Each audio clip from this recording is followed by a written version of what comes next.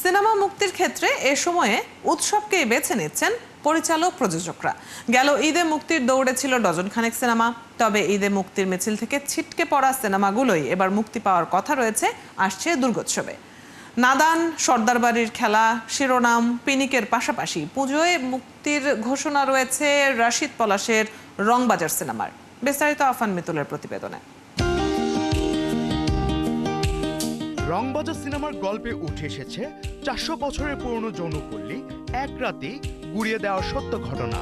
গোলাম রাব্বানির চিত্রনাট্য ও সংলাপে সিনেমাটি নির্মাণ করেছেন পদ্মাপুরাণ খ্যাত নির্মাতা রাশিদ পলাশ। অভিনয় করেছেন শম্পা রেজা, তানজিকা আমিন, নাজদিন হাসান চুমকি, জান্নাতুল পিয়া, মৌসুমী হামিদ, লুৎফর রহমান জর্জ সহ এক ঝাঁক শিল্পী। দুর্গাপূজা বেছে নেওয়ার কারণ হলো দুর্গাপূজা একটা বাঙালির একটা অন্যতম উৎসবের মধ্যে দুর্গাপূজা। তো এই উৎসবে মানুষ ঘোরাঘুরি করে, সিনেমা দেখে। আমরা বিশ্বাস করি রংবাজার একটা অদ্ভুত গল্প যেটা মানুষ পছন্দ করবে, একটা আলাদা গল্প যেটা মানুষ দেখবে, একটু সাহসী গল্প যেটা মানুষকে সাহস দেবে। আমরা বিশ্বাস করি রংবাজার আমাদের চলচ্চিত্র হয়ে উঠবে। নাদান সিনেমার চিত্র ধারণ হয়েছে দুর্গম পাহাড় রিমাকৃতে। ছবিটি নির্মাণ করেছেন চিত্রগ্রাহক ফরহাদ হোসেন। প্রধান চরিত্রে রয়েছেন শ্যামল মাওলা। অভিনয় করেছেন ইরফান মৃদা শিবলু, রাকিব হোসেন ইভন, জুয়েল জহুর, শিশির সহ আরো অনেকে।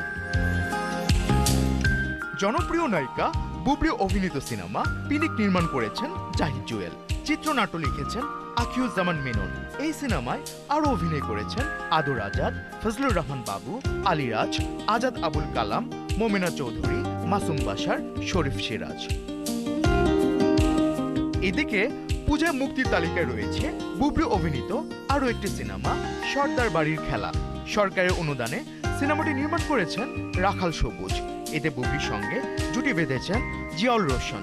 আরো অভিনয় করেছেন শহীদুজ্জামান সেলিম, নাসিরুদ্দিন খান, ইরেশ জাকের। বর্তমান সময়ের প্রেক্ষাপটে শিরোনাম সিনেমাটি নির্মাণ করেছেন অনেক বিশ্বাস।